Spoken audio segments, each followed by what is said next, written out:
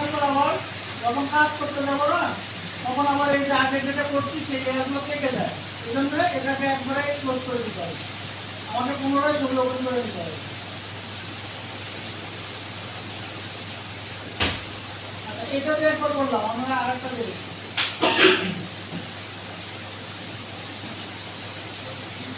এটাকে আমরা কপি করে দেবো, তারপরে আসবো চ্যানেলে।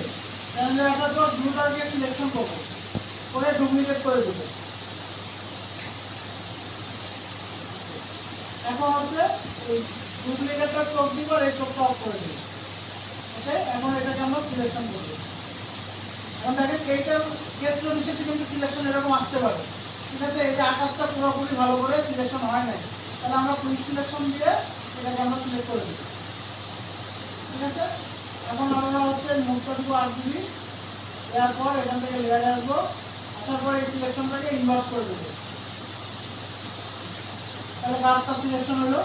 এখন খালি এই যে ক্যামেরার মতো যেটা চলে আসছে মাস্কিং, ঠিক আছে, এখান থেকে আমরা মাস্কিং করে দেবো।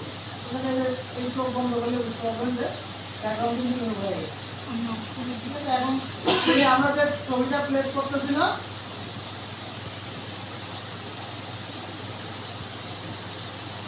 এখানে দেখবেন প্লেস ইমবেডেড লেখাই থাকে, আর আমরা ইলাস্ট্রেটরে করছি শুধু প্লেস, ওই কারণে আমাদেরকে ইমবেড করে নিতে হচ্ছে। এখানে কোনো ইমবেড করে দেওয়া লাগবে না,